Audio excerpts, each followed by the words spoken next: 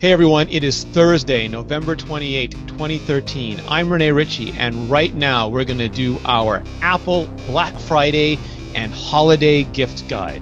This is the iMore Show. So, a bit of a special episode for us today. We are going to go over every major Apple product and sort of try to help sort through which one is for whom, what the good points are, what the bad points are, which models we think are the best ones. Basically, everything we can do to help you make your holiday and Black Friday shopping easier, quicker, cleaner, and more sane. Joining me today, I have Richard Devine, Senior Editor of iMore.com, and Chris Parsons, Editor-at-Large for Mobile Nations. Now we're going to jump right into it.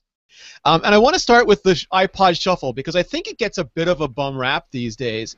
And Richard, I don't know if you jog or anything, but the iPod Shuffle, it's cheap. If you lose it, it's not a big deal. It clips onto your clothing, and the entry price is incredible. So I think for anyone who just wants something to listen to while they work out, it's still a good thing.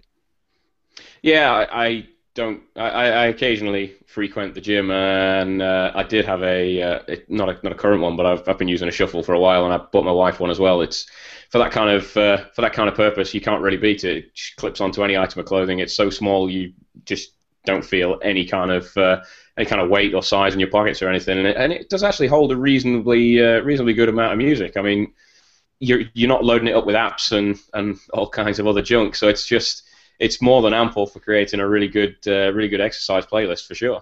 Yeah, it's 2 gigabytes. Chris, my only thing is there's no screen, and part of me always sort of wants something I can look at on a device. Yeah, I mean, that's one of the things that I don't have any real interest in purchasing a Shuffle, but for like my son, and let's be honest here, I never frequent the gym, so but for my son, he has an iPod Shuffle that he uses, and it's perfect for him. And it's like you said, it's one of those things where if he loses it, I'm not really overly concerned about it. I mean, I wish that he'd be a little bit more responsible and hang on to it, but if he loses it, I'm not exactly owed a whole heck of a lot either. So on the sort of flip side of the scale, you have the iPod Classic, which is sort of the iPod that will never die. It is the linear successor of the original iPod, the one that Steve Jobs very famously said was 1,000 songs in your pocket. It's up to 160 gigabytes now, those tiny little 1.5-inch drives. It will hold all your everything. It does audio and video, but it has a small screen. Richard, can you do your best Peter Cohen impression and tell me why people like Peter still have these devices and why they might be of value? Music hoarders. Yeah. That's what it comes down to, music hoarders. No, there are some people, they just will not ever get rid of their classics. And I actually know a couple of people who invested in an extra one just in case Apple kind of discontinued it as part of the old generation. I mean, I don't have that much digital music, and I get all my stuff through streaming. But, if you're one of the old guard, everything's on CD, everything's ripped to your computer, and you just want it everywhere, then there is nothing else out there that'll do it for you. Yeah. Chris, do you want to carry every single episode of Doctor Who with you in your pocket? Well, I do, but not on an iPod Classic. It's kind of funny because I was in Arizona for 2 months, and I forget the name of the store. It's like... It's not Circuit City, but it's one of the bigger ones.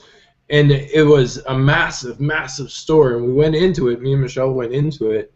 And they have, like, an Apple section there. It's almost like an Apple garden, I guess you could say. They have, like, all of the computers set up and everything. And we were looking at all of the iPods and everything. And she's like, "What's this doing here?" I'm like, "What?" And I look down and it says iPod Classic. And she's like, "They still sell these things?" I'm like, "Yeah, and people actually still buy them." Surprisingly. Well, I thought they died like years ago. The iPhone and the iPod Touch still max out at 64 gigabytes. The iPads, even the iPad Mini goes to 128 gigabytes, but those, some people can fit them in a pocket, but they're not as convenient as an iPod Classic. And some people, I think, still want their lossless, FLAC, whatever, or their entire music collection with them. Yeah, audio files. Like Richard said, it's like music hoarders. They just want that additional space to be able to go ahead and hold things and hold some of those classic files that other systems just don't operate on anymore. So you make me picture an A&E special with Peter Cohen, and they're going in to stop his music hoarding.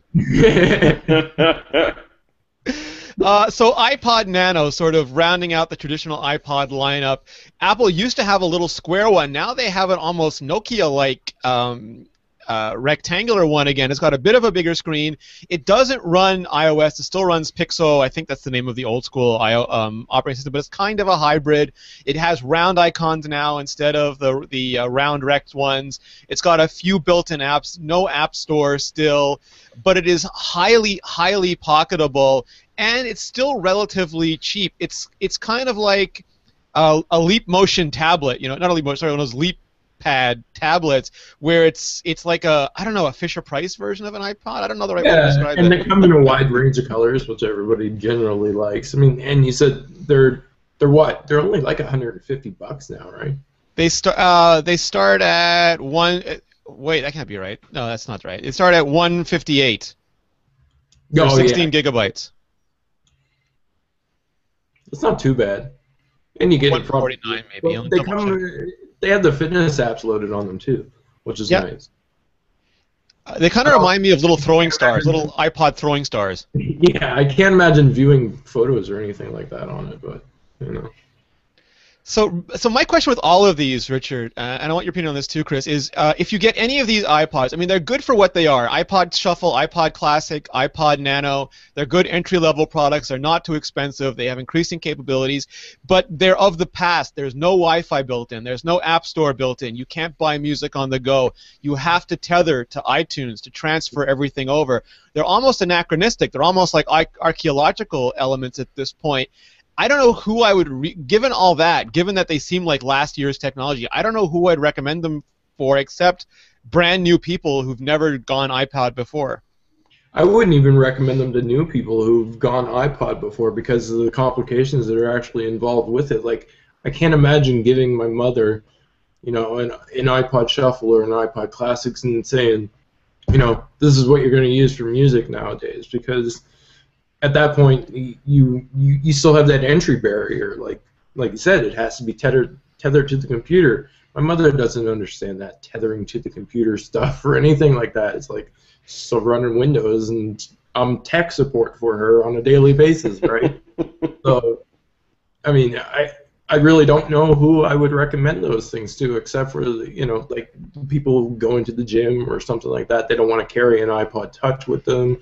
Just load it up if you have like a certain music playlist, and like the iPod Shuffle, like I said, I'd give that to my kid because he, I could transfer the songs that he likes onto it, and he's good to go, right? But other than that, I honestly don't know who I'd recommend those products to. What about you, Richard? Kind of similar. It's at this point, especially like with the Nano for the price. It's not bad. For a little bit more, you can get a much more current experience. I mean, there is still a market for it. I mean, if you just genuinely do want a dedicated music player, then the iPod's still still the best you're going to get. I mean, obviously the gym set and people like that, but I have tended to in the past to travel with one just so that I can listen to music, especially on a long haul trip. So like something like CES coming up in January, that's like an 11-hour flight for me. My phone battery is going to be dead by the time I get to the other end. So there are sort of people who will still find a need for a dedicated music player, but I'm probably the sort of person who couldn't recommend a 160 gigabyte iPod Classic at this moment. I think that's just too much, and I think it's a kind of a dinosaur way of thinking, and I just don't see a need for it anymore. Yeah, it's weird because these have 70% market share. I mean, the unbelievable market share for pure play music products, but those are becoming the niche now. Every quarter we see Apple doesn't even mention iPod sales in the main body of their press releases anymore. They're clearly their time has come and gone, and I guess if you need them, you really know that you have a specific need, like you want to wear it on your Victoria's Secrets, exercise top, or you want to wear, or you want to carry your entire flat collection with you. Like that you need them. You'll look at an iPod Touch or an iPhone and say this doesn't suit me because, and then the iPod will fill that need rather than just being a natural product anymore. Yeah. So moving on, iPhone 5C, and this is one of the reasons I think there's so much pressure. Sorry, we didn't do the iPod Touch yet. The iPod Touch. The iPod Touch used to be the gateway drug to the App Store. It used to be the easiest way to get App Store. You didn't need a phone contract. You didn't have to worry about voice and cell and data plans. You could just go in. You'd get a device that was, for all intents and purposes, like an iPhone, but without all the overhead. And I think that this is being whittled away too. The iPad Mini has taken a big segment of this because you get a bigger screen. You can do more stuff. And I think, like we'll talk about in a few minutes, the iPhone 5C will also encroach on this. It doesn't have a 3G option, but it does have 4-inch display. It's really thin. It is so thin that I don't believe it's a real object sometimes. I think it's a fake. But it runs 1 million App Store apps. And Chris, yeah. I think that this is still, for people who, for whatever reason, they still want a flip phone, or they want a BlackBerry, or they want an Android phone, but they want something small to develop with or carry with or just have a way to use App Store apps with, this is still the go-to product. Yeah, I think it fits nicely, like you said, for those people who don't, you know, maybe they're invested in something else, but they still want to play with the iOS ecosystem. Like, you know, maybe Phil wants to have all the devices. Phil's probably a bad example, but anyways, we're using for everything. But yeah, exactly. Maybe Phil wants to essentially go ahead, still use his Android device and have access to all of those things, but he's using that as his phone as well on a daily basis.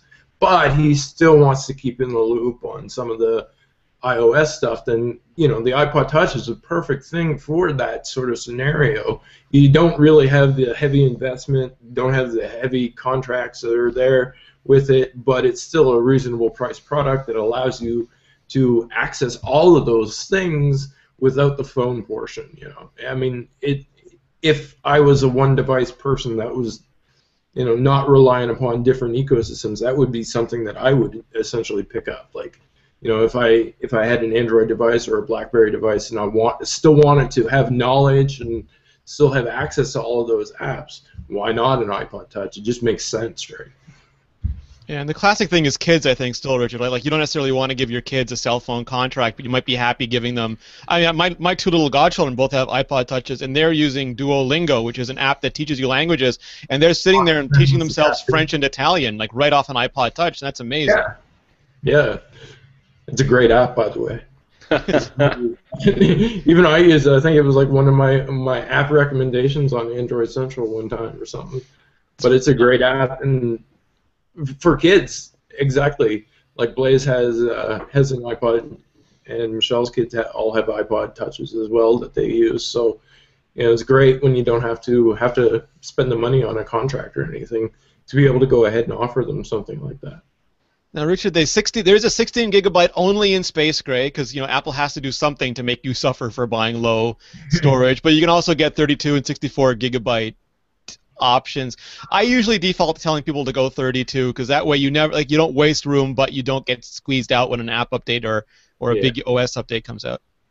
Yeah, it's the same sort of advice as with buying an iPhone. I think 16 is a little bit too little, and especially on an iPod Touch, 64 is way too much. You know, if you're going to be spending that kind of money on an iPod Touch, you're probably better off just spending a little bit more and having a phone with a contract. But no, it is a great way into the ecosystem. I mean, my first iOS device was an iPod Touch, but you know, way before I could even buy an iPhone on. You know, the carrier that I'm on. First couple of iPhones over here were one carrier and ridiculously priced. So before that, I had an iPod Touch, and you know, especially for the kids, they can still play all the same games. You know, they play Angry Birds and whatever else the kids like these days without having to use parents' phone. You can control it a little bit more. The fact that they have to be on Wi-Fi to download stuff, which ultimately they have to be on Wi-Fi to spend money. So there's a great little bit of control there as well. It's, you know, for somebody who's going to be a bit more of a serious user, the arguments may be negated, but again, there's a target market, and for those sort of people, it's a great product to get. Yeah. So we have a newcomer this year. Like usually we would jump right from the iPod Touch and maybe touch briefly on old generation iPhones that Apple had just kept around because they were cheaper, and then talk about the iPhone. But this year, Apple launched 2 new iPhones. There's the flagship iPhone 5S, but the one we're going to talk about first is the iPhone 5C. I reviewed it. I fell in love with it a little bit. It's the same internals as last year's iPhone 5. Mostly, it's got an updated FaceTime camera and better LTE bands. But it's also colorful. Like, it's Hulk green and Smurf blue and Pikachu yellow and Stormtrooper white and salmon pink. Or I don't know a character that's actually that color pink. So, Powerpuff Girl pink, maybe. I don't know. But anyway. It was great because iOS 7 is sort of color coordinated with it. The plastic feels really good. It is not cheap, squeaky, Samsungian plastic at all. It feels almost like Nokia plastic, and it's got a metal shell, so it's really sturdy. It looks like it can take, a little bit more roughhousing than the traditional metal iPhones. And Chris, people thought it was going to be a cheapy iPhone, like the way you have really cheap Nokias and really cheap Android phones, and it's not. It's more like a popular iPhone. They sell it in iPod packaging, so I get the feeling like this is almost like if you're not the uber geek and you don't really care about Touch ID and stuff like that, this is a great way of getting into the App Store, in lieu of an iPod Touch. Yeah, absolutely. I mean, it didn't end up, like I said, it didn't end up being that cheap $45 iPhone. Well, it is in some cases, but like at Target and stuff like that. On contract. Yeah, on contract reasonably. That's the thing, is on contract. But you can't just walk into a store and pick one up for dirt cheap like you can like Lumia 520 or the Moto G. Yeah, where you can pick those up for $100 off contract and it's totally yours, right? It's not that type of a deal, which is, in my opinion, that's fine because I don't really think Apple wants that audience anyways. I think when they put it out, they knew that it was going to be sort of like a replacement for the iPhone 5 with, a little bit cheaper parts into it, possibly cheaper, and they could pass it off as a little bit of a cheaper product. I think it's a nice deal if all things considered. And like I said, it's not iPhone 4S or anything like that. Like you're not suffering by having this device if you pick one up. You're not missing out on anything. You still get iOS 7. You still get some of the updated specs, but you don't get that high quality feel that you actually get out of the iPhone 5S. It's a nice in between. Some people are upset that it didn't come as cheap as what they thought it would be, but honestly, the cheapness was created by the media anyways. Our bad. Yeah, well, such things happen. Richard, my mom actually, she had her choice of iPhone. She had a flip phone for a long time, decided to go iPhone, and she wanted the iPhone 5C instead because she saw the commercial called Better Together, and to her it was an Andy Warhol phone. It was pop art. It just looked to her more fun and more appealing than a 5S, and so she went for the 5C, saved $100. Yeah. Yeah, and that's yeah. Once you get over that initial kind of, I don't know whether it's disappointment or something like that, that it's not the cheap phone that maybe everybody really wanted. It's not a cheap phone. When you pick one up and when you use it, when you hold it, you realize that this is still an iPhone. It's still a premium device. It doesn't feel hard. It feels really, really. And honestly, I kind of wish that we could have the 5S kind of Touch ID and internals in that. I want the green one as well in that packaging because I love it. The color thing and. Nokia's brought it back as well with all their devices, and it just there's something about it. I really, really like it, and I really want one. But it's obviously I want the 5S kind of hardware stuff as well. So, but yeah, you want that quality hardware. Yeah, and but you're not going to be disappointed. I don't think anybody's going to be disappointed unless they're kind of thinking, oh, I'll get rid of a 5 and go to a 5C. Then that would be a really silly move. But anybody that's coming from anything else, from another platform, from an older iPhone, they're going to be really, really happy with it. Yeah, I did skip over the iPhone 4S, which Apple is still selling for $0 on contract. And I should say, I can't recommend it to anybody. It comes with 8 gigabytes of memory, and to me, that's an absolute showstopper. We had so many people with problems having 16 gigabytes trying to upgrade to iOS 7. I can't imagine a scenario where you're not better off spending the $100 and getting a 5C rather than the 4S. Yeah, absolutely. It's the 8 gigabytes thing. My mom has 4S that she uses, She doesn't have any complaints with it, but she's not exactly, downloading a ton of apps and a ton of games. She just likes the camera quality on it. So yeah, I'm sure there are use cases. And people with older ones, I mean, 1632 gigabytes fine. It's just I think the 8 gigabyte, like even if you don't think it'll be painful, if you think it's just a thin client, I think you'll hit it much faster than you think you will. Yeah, for sure. I've got an 8 gigabyte Moto G in at the moment that Motorola sent the press away with to review, and I'm not using it as a main phone, but already I'm feeling the pinch, and I'm just playing around with it. Listening to a bit of music, and it's not even just downloading apps and things like that. Things start to use the memory that you just don't realize, and it soon disappears nowadays. There's no getting away from it. Yeah, that's part of my problem with like the advertising, I guess you could say, surrounding things like the Moto G. Yeah, it's a great phone. Yeah, it's a great price, but it's only a great price if you're buying it at the 16 gigabyte limit. To me, 8 gigabytes isn't even feasible. So yeah, I can pick one up for $179 or whatever. Here, no contract or anything like that, but I'm gonna definitely run out of space. Like I couldn't recommend that to my mom because 8 gigabytes isn't necessarily, that's nothing when it comes to Android apps. Android apps expand. Android has, I guess you could say, I don't want to say that it's like a flaw in the system because it's really not, but over time, it's a consequence. Yeah, things just start to build up. You get those caches in there. You get iOS too. I mean, if you start storing your Gmail, anything will build up over time. Yeah, your text messages, your emails, attachments, all that stuff, and then next thing you know, you're running out of space, and you don't know why. And photographs. Most of these cameras now, they take 8-megapixel photos at least. They take 1080p video at least. And then you get in a situation where you want to, like your kid is doing something amazing, you want to start recording, you're out of space. Do you delete the last amazing thing they did because you forgot to transfer? I mean, it puts you in situations you're not going to be happy with. Yeah, exactly.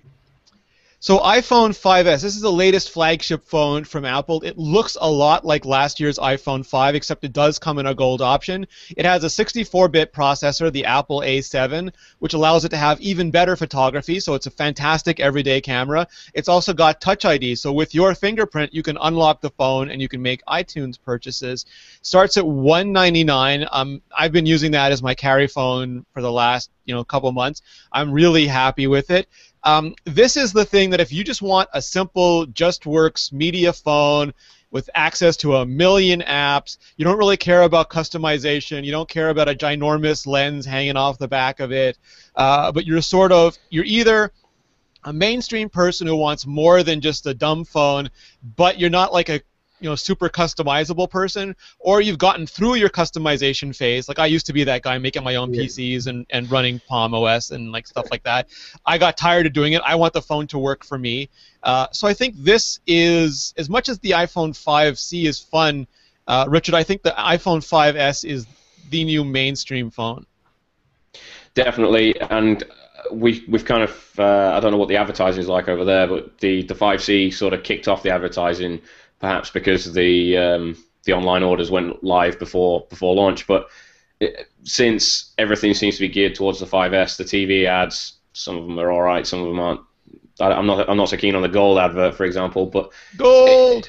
That's all. But that's all there is now. It's so, especially over here, it's kind of they're definitely making that push. And honestly, if you're thinking about getting an iPhone and you can afford to get a 5S, be it on contract, off contract, or whatever, I couldn't recommend it highly enough. There is nothing about this phone which has disappointed me. I've been using it every day since queuing up overnight to buy one at launch, and I took it on a vacation to New York. It was the only camera that I used throughout that entire trip. I took like 200-300 photographs, and apart from the ones which I made errors, every single one of them is good enough for me to keep and to treasure from a memorable trip. It's a great camera, it's a great phone, and if you want an iPhone, you can get one, then do it. Yeah, the thing for me that I find interesting, Chris, is the A7 processor. It is so overpowered for a phone. You could run a notebook off this processor, and some people, they worry that the phone they get now, it's not going to get the next update, or it's going to be sluggish in a couple of years. This chipset, I mean, you never know what's going to happen, but this chipset is so overpowered. It has 64-bit processing. It runs OpenGL ES 3.0. I think, Chris, if you get this, you're going to be laughing next year when even like the most powerful game comes out or new software comes out. Yeah, and I think Apple has a history of, I guess, in some people's eyes, of not actually doing that. Like they go to the limit and that's it. Like they know that they don't overexceed expectations, and that's something that people have come to expect from Apple reasonably, I guess you could say. But with the A7, it overexceeds the expectations. Like, it's one of those things that you're, like you said, you're not going to worry about when iOS 8 comes out or whatever, because it's so powerful now that it can handle that, hopefully, throughout the rest of the at least one operating system, one iteration of the operating system, and who knows what's going to happen behind it. And with the M7 chip, that also adds to it. Like we've not even necessarily fully explored the M7 as of yet, because we're just now starting to see applications that actually make full use of it, like the Nike application and stuff like that. So there's still plenty of potential. That to me is untapped potential that is actually in the 5S.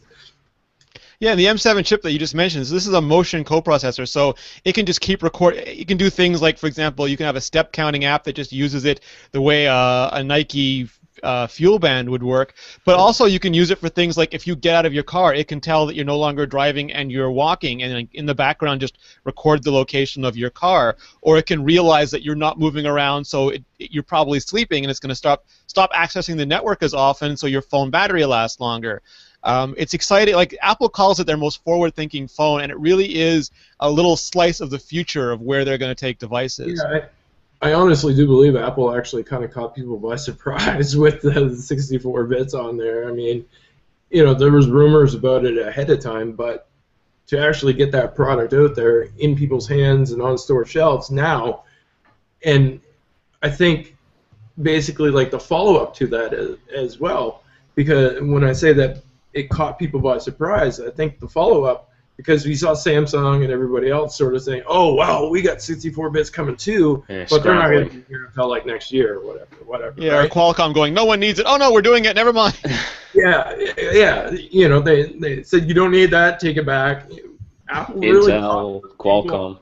Off surprised by that, and that's absolutely fantastic, because like I said previously, you sort of kind of expected, okay, well, they have the bare minimum in this product. It works beautifully, but is it going to work in a year and a half? But this one, like I said, forward thinking, they actually put a little bit more effort into it, and hopefully they give it a little bit more lifespan. At least it seems that way right now. Obviously, we have to wait and see, but it definitely feels that you're going to get a little bit more of a lifespan out of the iPhone 5S than any of the previous iPhones that have been released. It just made me think 10 years ago, and I've said this before, but 10 years ago, if you told me that most of us would be running around with some flavor of Nix, like whether it's Linux or Unix in our pockets, and that an Apple chip would be one of the first to mainstream, or the first to mainstream 64-bit on mobile, I would have asked you if you could, pass whatever you're drinking over to me.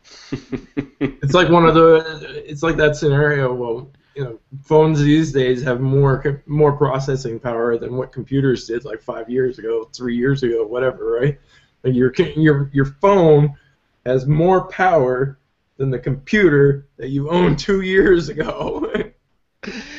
So, and speaking of that, so Retina iPad Mini, Apple did keep around the conventional iPad Mini with a standard display, 16 gigabytes of memory. It's $100 cheaper, but again, there's very few people I'd actually recommend that to, and only in very specific, like schools and enterprise and stuff. Yeah.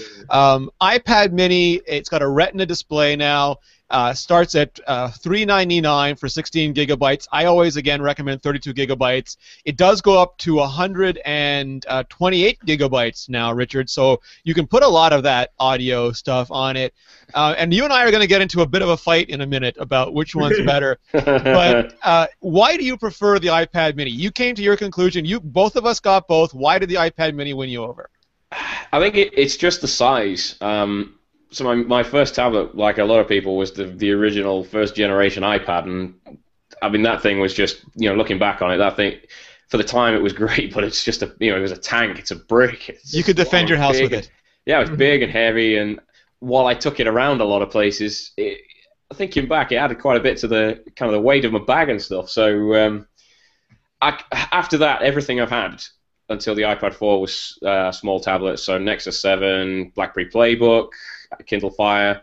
I've tried a lot of the smaller tablets, and I've always been like doing a lot of traveling, be it for work or pleasure. I'm constantly on the go, and I just think even though the iPad Air is now insanely light, insanely slim, and it's a world apart from the iPads of old, just that little kind of extra that you get with the size is important for me. I have a tablet pocket in my rucksack which goes everywhere that my gear goes. It fits perfectly in there. With the iPad Air, I have to get a separate case so that it doesn't get sort of chuffed up in the bag. And it's just, even though I've had both with me, and I keep reaching for the Air, for the Mini, sorry, even when I'm at home. I think it's just the mobile thing and the fact that I can just take it everywhere, literally everywhere, and not generally have to worry about how I'm transporting it. And it kind of won out for me. Whatever the issues with the display, some people might highlight. I love it. It's still, for me, I think it's the best small tablet you can get. So Apple did say that it's identical to the iPad Air, just smaller. It turns out it's 100 megahertz slower, so it's 1.3 gigahertz instead of 1.4 gigahertz. It also has a narrower color gamut. So if you're especially sensitive to colors, or you look at them side by side, if you're like a photographer or designer or somebody, the reds and the magentas aren't as saturated. Chris, was this a big deal to you? I mean, I'm sensitive to these things, and I forget about them after using it for 5 minutes. But I know some people, it's like nails on a chalkboard. Yeah. I mean, there's obviously going to be people who actually really do deeply care about that thing. But for me, it's one of those things where unless you're using both of them side by side on a constant basis, you're not necessarily going to notice it. Like you said, you forget about it after a period of time, and that's me as well. I totally forget about that stuff after a period of time, because it just, if you don't have them constantly both there, constantly looking at them, then you're never going to notice a difference. I mean, yeah, I have to pick the one that you like and use the one that you like. If you're fortunate enough to have both of them, then great. But you're going to notice that stuff if you're constantly comparing them. If you don't have them to notice, then you're never really going to notice. It's just one of those things. Yeah, I think that's very true. I mean, if you do notice them, obviously, if it does bother you, don't get the iPad Mini, get the iPad Air. I like both of them a lot, and I've said this before. When I'm using the iPad Mini, I miss the size of the iPad Air. When I'm using the iPad Air, I miss the lightness of the iPad Mini. In a perfect world, I'd have one that I could stretch out like an accordion and back, depending on what my needs are. But we don't live in that imaginary world. We live in the real world, and you have to make choices. And for me, I use the iPad Mini when I travel. Because I travel with a MacBook Air, so I don't need a big screen. I have a big screen, and I also don't believe you can replace a laptop with an iPad. I never have. I just need an iPad Air. I want Photoshop. I want Final Cut Pro. I want all these things. So a small iPad is great there. But when I'm at home and I want to read comic books and I want to watch videos, I like the bigger screen. If I only have a tablet with me and no laptop, I like the bigger screen because the virtual keyboard is bigger, and I can turn it vertically, and thumb type on the iPad Air is fantastic. It works really, really well. So for me, I love them both so much. I go back and forth all the time. But like I said in the article, if you have an infinity gauntlet to my head and the fate of the multiverse is at stake, I'm just going to go for the Air, because partially it feels newer because it's a new design this year, and the iPad Mini looks about the same.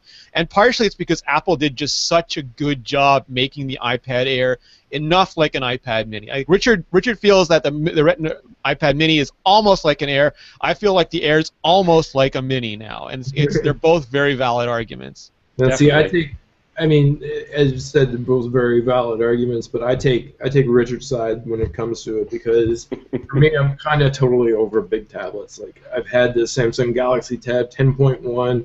I've had all the bigger ones that it could basically utilize and check out at that point in time.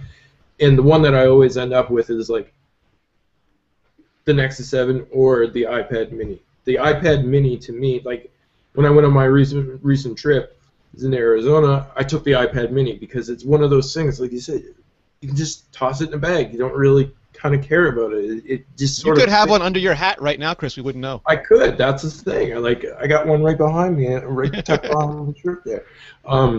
But I understand when people say that they want the bigger iPad Air, and like you said, you have good examples and reasoning for it, but it just doesn't. It's not one of those things that I need in my life anymore. I prefer the smaller size, the compactness. You can toss it around. Don't necessarily worry about it. Like the big iPads, they're great for those who actually do like them, but I'm kind of like laying in bed. I don't want to use a big iPad. I'm sitting on the couch. I don't want to use a big iPad. I'm flying on a plane. I don't want to use a big iPad. Whatever the case may be. I just don't want to use a big iPad anymore. I'm over it. I like the iPad Mini, and that's pretty much it's the ideal size. No matter how I hold it, too. That's the other thing that I really enjoy about it, is that no matter how I hold it, whether it be in landscape or in portrait, it looks beautiful, and it's just the perfect size for me. It's just everything is proportionate. And so my thinking is, some people say they can't choose. I'm going to say you can't choose wrong. I mean, they're both fantastic tablets. The iPad Air is more portable than ever. The iPad Mini is more powerful than ever. What we didn't say is that Apple took that same A7 processor and put it in both of these things. Yeah. You don't get Touch ID yet. They didn't have enough Touch ID chips, as far as I know, to make that possible. But you get all of that 64-bit goodness. You get the OpenGL ES3 for fantastic games. It's not that you're sacrificing anything like any silicon to get the iPad Mini. It's just a little bit. The thermal's a little bit lower and the clock speed's a little bit lower, but you can do anything on one that you can do on the other. So again, you cannot choose wrong. Do not let the closeness stop you from choosing. Let it help you choose faster. Can I just say though that that's like one of my annoyances with the actual upgrade process. Like the iPad Mini, when the iPad Mini started getting iOS 7, I did all of the betas. I went through all the betas and stuff like that, and I was very frustrated through the beta stages of it because of the screen. Obviously that has changed now because they have a Retina display, but I was very frustrated with the fact that the fonts just didn't look right to me. And I don't know if that was just me. I haven't really noticed anybody else have major complaints about it. Like people, if I mention it to someone, they'll say, "Oh yeah, you're kind of right." People love it and hate it. It's really weird. Some people believe that iOS 7 was designed with the iPad in mind and looks even better on it. And some people think that it was an afterthought, that Apple didn't have time to do it properly and it's just stretched out. And it's really strange to me how split down the middle a lot of people are.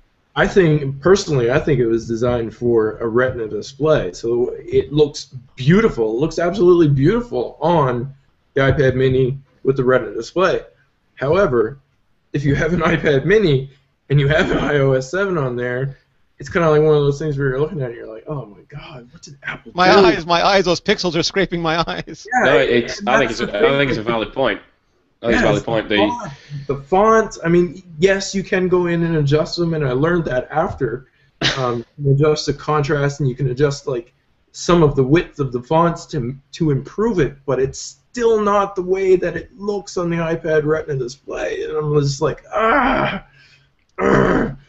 frustrated. Which is why we don't recommend the original iPad Mini, and we absolutely do not, unless you're a school or a government or enterprise, heavily invested in 30-pin dock connectors, and all you want to do is run kiosks off of them. We do not recommend the iPad 2 either. No. No. All right, so here's another tough one. Try and get it on iOS 6. Buy a used one and get it on iOS 6. Transitioning from the iPad Air now to the MacBook Air.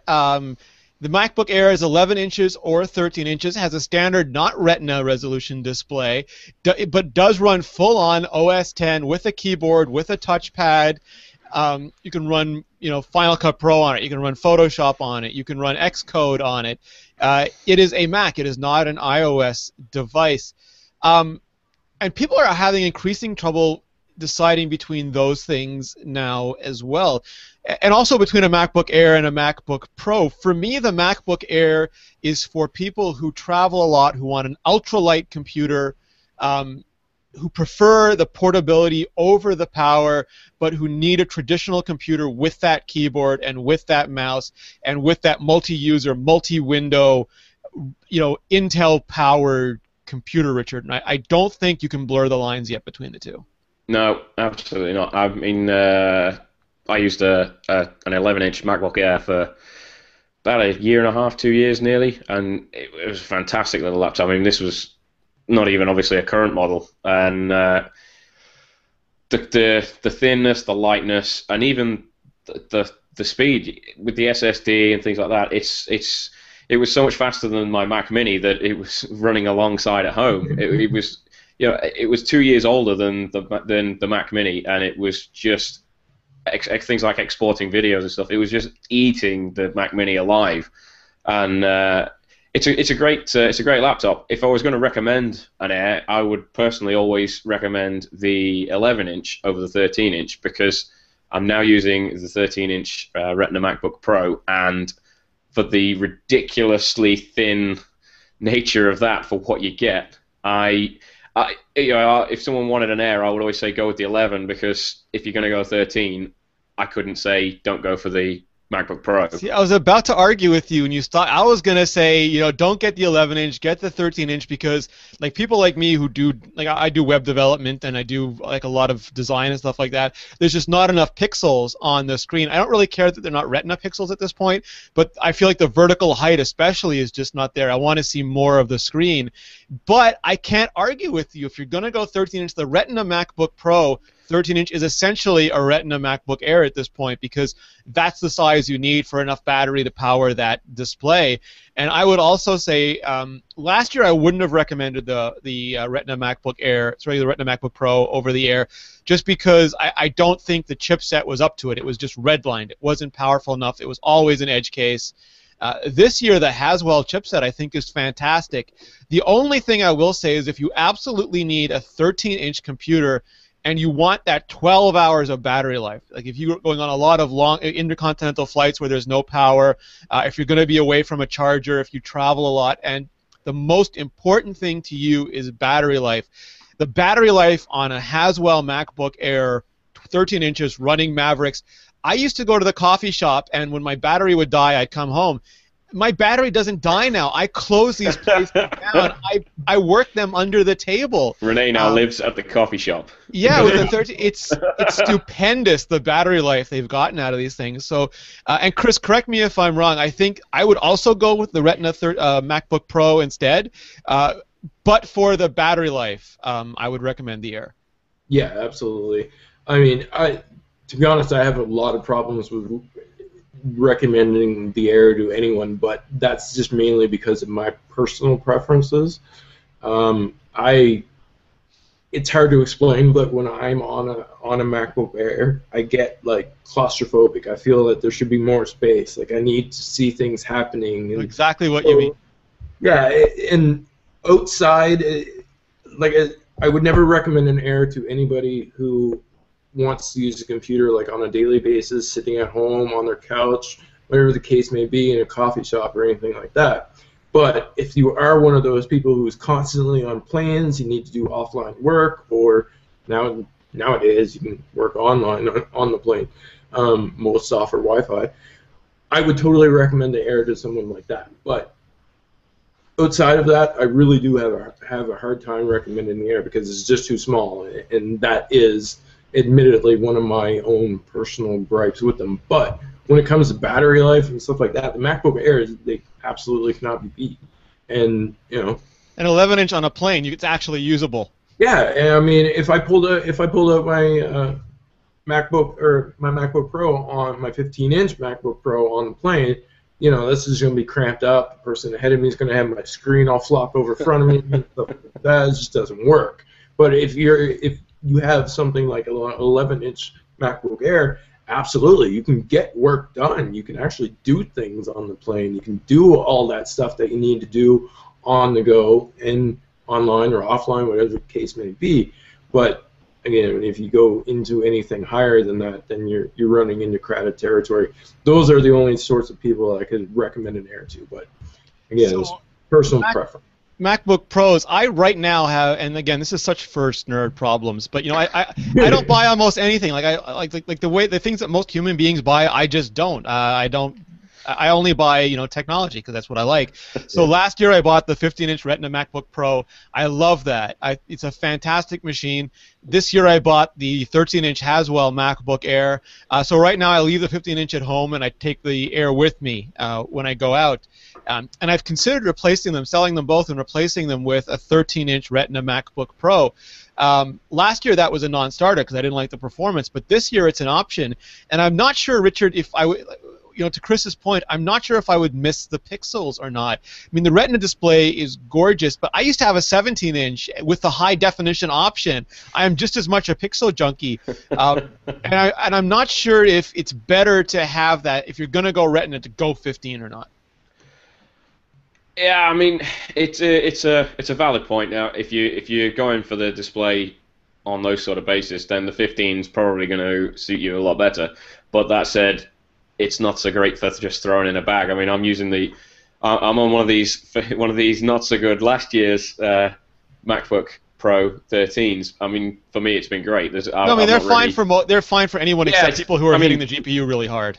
Yeah, I mean, I'm not one of those sort of people. So for me, it's fantastic. But I really appreciate it's one of those things. Once you've seen the display, you can't unsee it. So I've got a HD monitor in my office that I run, especially now with Mavericks, multiple displays at once, and kind of looking across from the laptop to the monitor, it's just horrible because even at 1080p, it looks so when you look back to the Retina display.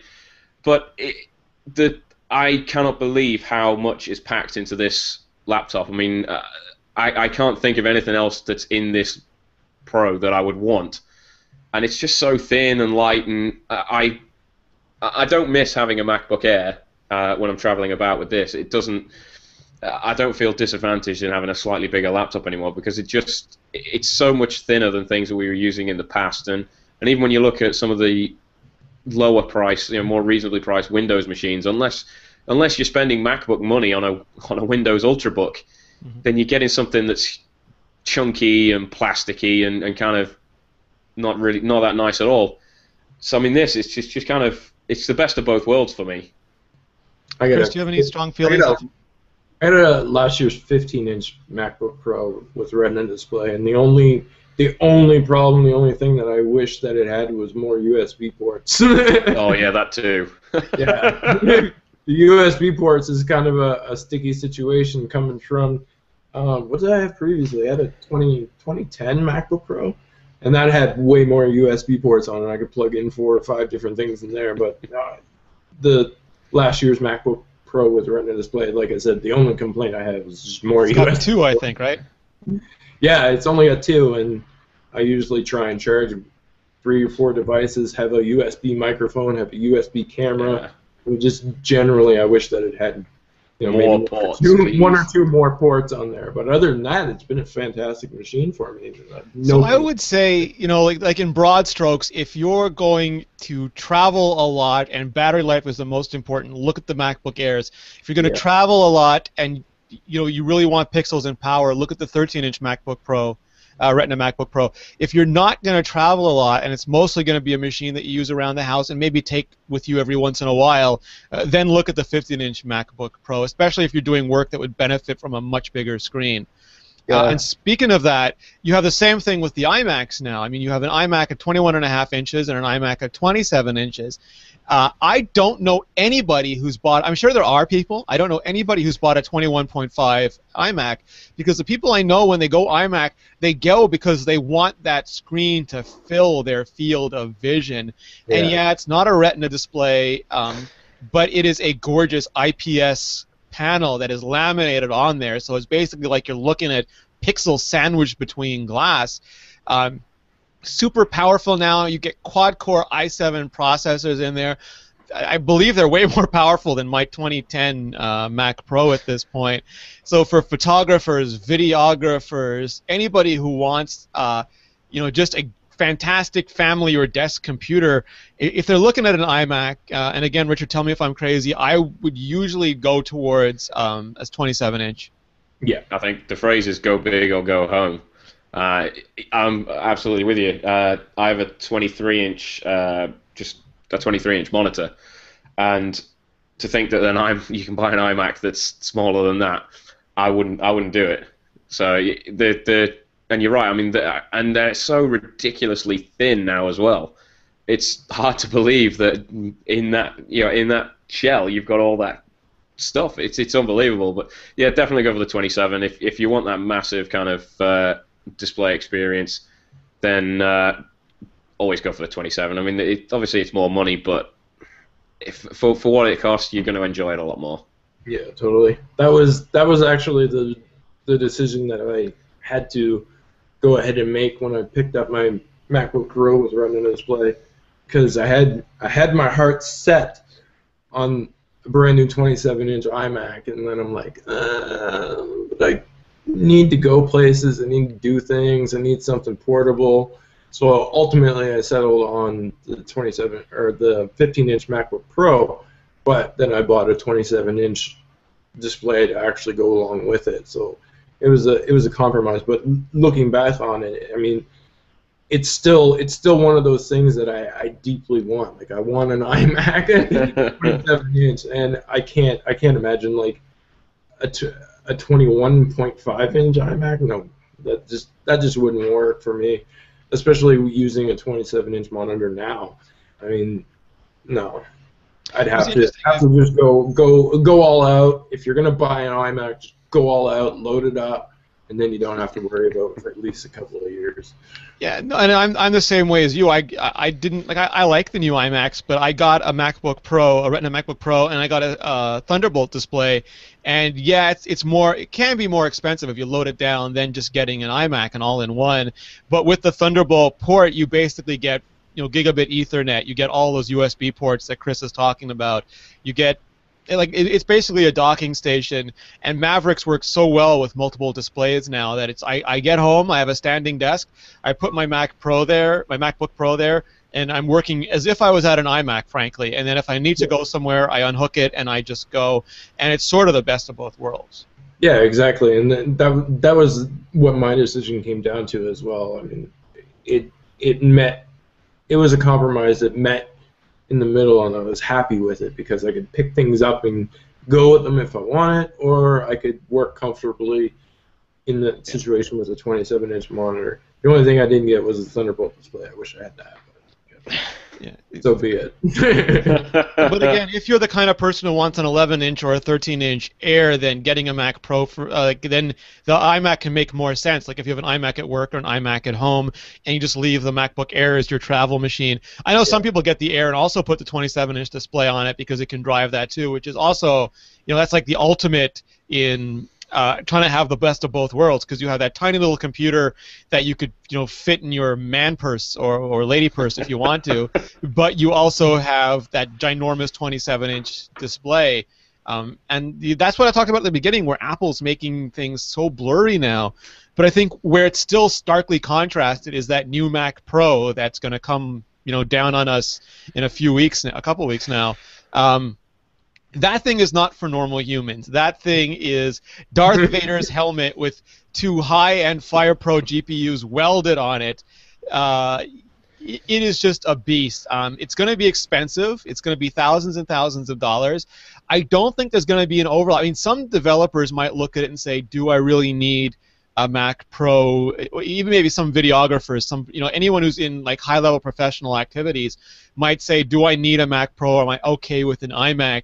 And I think this is the kind of thing where if you're going to spend that money and you want a machine that's just an absolute beast at OpenCL, at GL, at that kind of processing, you pretty much know it. Or you're buying it even because you don't need it, and damn it, you just want that machine on your desk. Or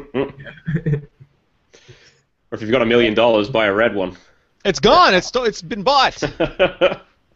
Like you said, it's not for your normal average day person. Like people who are heavy into businesses with, graphics and graphic design and web design and videographers who need to edit some serious 4K video and stuff like that. Those are the people that are the target audience for that. But yeah, I'm not making fun. Like, there are some people for whom their time is so valuable that if they can spend $5,000 or even $10,000 and save a few hours on every render job or every build or every compilation, then that's money in the bank for them. That more than pays for itself almost immediately. And there are people who just have money in like the latest tech, and for either of those people, price is no option. So if you want to start at a few $1,000s, if you want to go all out, for $10,000 or more, you can easily do it. I just think for most people, the iMac with the built-in display or even a MacBook Pro is a more reasonable, more efficient solution. Yeah, it's too much power for me. I wouldn't know what to do with it. I keep saying put strap 2 on your back and use those thermal cores as jetpacks. Yeah. Become Rocket Man. Well, no, and I've said this before too. Martin, Safe Solvent on the internet, one of our videographers, he's going to get one because he can put it in his camera case and basically take it to hotels and just hook it into the television set there, and he's going to have the best portable video studio in the world with him, and I think that's amazing. Yeah. Yeah, but again, he knows he needs that. There's no question in his mind. Yeah. I mean, he's the target audience. So. So quickly before we finish, peripherals. Apple also makes Airport Extreme, Airport Express, time capsules. I'm currently using a 3 terabyte time capsule. I back up my Air and my MacBook Pro to it as a redundant backup. I also use SuperDuper, and I have a lot of stuff on online backups. But I figured if I was getting the Airport, and I like the 802.11 AC because the 2013 MacBook Air uses it. It's really fast. I thought I might as well use a second level of backup. I've been using Airport Extremes. I've had a couple Expresses, but mostly Extremes for 5-6 years. I know they're more expensive than some 802.11 whatever routers, but Apple stuff just seems to work so well with other Apple stuff, and I've never had a problem with Back to My Mac, never had a problem with Time Machine on the time capsule. Chris, I don't know how you feel about routers, but I would only say that if you really want to stick with the Apple ecosystem and use all the different things that allows you to do that, like theoretically one day you can even have staging on them, then I would recommend them. But otherwise, I'd recommend you shop around. Yeah, I mean, for me, I don't really require too much. And the biggest peripheral that I have from Apple is essentially a Magic Mouse. But I also have what's the I can't even remember the name of it now. But it's basically the not the Extreme port, but the cheaper. It's the cheapest Express. Port. Yeah, the Express port. That's what I have. And honestly, that I've gone through so many ridiculous routers and stuff like that I killed them. I basically killed them. I don't know what happens. This is like static electricity in my place or something. It's the only one that has actually lasted any period of time, and it works throughout my house. Like my PlayStation connect to it, everything connects to it perfectly, and it actually increased the speed on my network, which is ultimately the main goal with it. I mean, that's the only, like I said, that's the only thing that I have in regards to a peripheral, but it's been fantastic for me. So if you have a use for it, go ahead and pick one up. Was there any strong opinions on routers? I'm still using one that I got from my broadband provider, to be honest, at the moment, because I've just never really. It's not something that I've ever really thought about. But I've heard good things about the Extremes and the Times capsule as well. I mean, I used an Airport Express for a while a couple of years ago and never had any problems with that. I am tempted to pull the trigger and just go and get a time capsule because get everything in there in one handy box, and my kind of Wi-Fi up in my office is a bit sketchy with my provided router, so maybe it's time to upgrade. Okay, Chris, you mentioned Magic Mouse. I have a Magic Mouse. I don't like it as much. I was never a huge fan of mice. I used a Wacom tablet at work for a long time, and as soon as Apple made the Magic Trackpad, I switched to it because I've always loved Apple's trackpads on the MacBook series. I would recommend the Magic Trackpad. I know some people hate it and some people like the mouse much, much better, but because there's so many gestures in OS X right now, I just feel really comfortable using the trackpad. Yeah, I mean, if you utilize all of those gestures, then the Magic Trackpad is pretty much ideal. But honestly, I get Kevin likes to make fun of me because of my I guess you could say lack of productivity. He was like, "You don't even know how to use a Mac." Because, I don't use a lot of the gestures. Everybody tells me that I type wrong. Everybody always has some sort of You're typing it wrong. You sound exactly like my way of using a Mac. Yeah, you don't. Everybody tells me you're using it wrong. You don't use Spotlight. Yeah, how come you're doing this? And I'm like, I'm kind of like the unconventional Mac user. I mean, everything that I do works for me in the way that I do it. So I don't use a lot of the gestures. So Magic Mouse is absolutely perfect for me. I don't use my trackpad a lot. I use my Magic Mouse. Everything. It's just faster for me. And like I said, everybody makes fun of me because I don't do it for productivity, I guess. Screw them, Chris. You be whatever. Richard, any preference? I'm a Magic Mouse, but I would be, but it's broken, unfortunately. The batteries that were in it kind of had an accident and leaked all over the inside, so I need to pick up a new one. But is it true that in the UK, positive and negative are on opposite sides? It could be. Depends where you're looking from. But yeah, no, I've never really been a trackpad fan, whatever laptop it was. So I've always kind of felt that comfort blanket of having a mouse, and I was actually a little bit skeptical of the Magic Mouse at first, with having no kind of buttons and a kind of a scroll wheel and things like that, like the old Mac. So, but anyway, I really liked it. It feels really good when you've got your hand around it, and obviously you've got the multi-touch on the top, and it's kind of halfway. I think it's a good medium between the trackpad and a traditional mouse.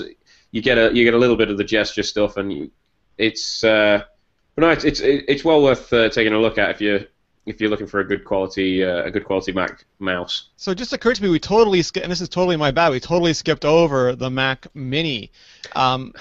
So the Mac Mini, for me, they haven't updated it to Haswell yet, so I'm a little reticent to recommend it. I would recommend you wait because they've got to update it to Haswell eventually. But in general, I think if you've already got a computing system and you're like a developer or you just want to play around with the Mac and you can have a keyboard switch, it's a great way to add a Mac to your repertoire. Also, if you want one for a home theater, it's a great way of doing that. If you have a closet and you want to put like some servers in, it's a great way for doing that. Richard, I know you use one. What are your feelings on the Mac Mini? Yeah, I mean, I really like it. I think it's kind of stopped being used since Mavericks came out because now we've got proper multi-monitor support and everything works as it does. I've stopped. It used to be plugged into my large monitor, and I'd use it a lot during the day for that extra space when I was at home. I do really like it. It offers a lot for what's actually in the box, and the good thing is you can basically buy the lowest spec RAM from Apple, the cheaper option. Just twist the bottom off and buy some online for a lot less than Apple will charge you for it. Pop the old one out, pop the new. So I got one with 2 gigs of RAM. You literally just twist the bottom off, pull out the old RAM. I think it was about £40-50. I got 8 gigabytes from Crucial Memory online. Slotted it in, works a treat, and that made such a massive difference. But if I'd gone down that route buying from Apple, my pockets would have been a lot emptier. So it's a really nice little machine. I do like it a lot. I probably would hold off though at this point in buying one because it's either due for a refresh or you're going to be a little bit disappointed, maybe a little bit quicker. Mine's starting to feel a bit kind of sluggish now, especially compared to the MacBook Pro that I'm using every day. But no, it's for the size of it. Again, it's like a lot of Apple stuff. You kind of don't believe quite what's inside it sometimes. Chris? Yeah, I think it's a nice. I think I can't recommend it now because, like you guys said, it is due for a refresh. But I think it's a nice gateway. It's almost like the gateway drug into a faster iMac or even a laptop at that point, because you can pick one up for like $600. If you already have a monitor, you already have a mouse, all that stuff, you basically just unpack it and connect it, and you're good to go, and it's easily upgradable. And that's one of the key things. Like, again, it's like that gateway. Do you really want to try out a Mac system and basically dump a bunch of cash into something that you're not necessarily sure of, or do you just want to drop like $600 on there? It's a reasonable price machine for what you actually get. You get a lot in that package, and if you already have your monitor, stuff like that, you don't necessarily have to worry about it. And again, it's one of those things, like you mentioned, Renee, about the home theater system. Even though I have an Apple TV, I have my computer connected up with home sharing, all of that stuff. If you want a nice home theater system without all of that additional content, like, you know, having to worry about like the Apple TV and the Express ports and all that stuff. You want to run Plex or XBMC or something like that?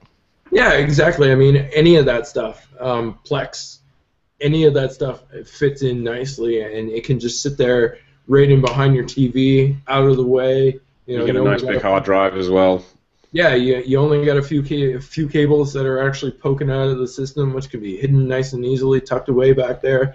I mean, that's honestly what I do with my 2011 MacBook. I just sit it behind the TV and use that as essentially my home. And for $1,000, you can get one running OS X server. So if you've been hankering to do a bunch of the OS X server stuff, it's a great way to do that too, and it can just run dead quiet in a closet. Yeah, I mean, I have my Apple TV system set up in my living room, but in my bedroom, that's where my 2010, I can't remember if it was 2010 or 2011. Anyways, that one is connected to the TV in there, and I run Plex and XBMC on that one, so he's being entertained in the bedroom.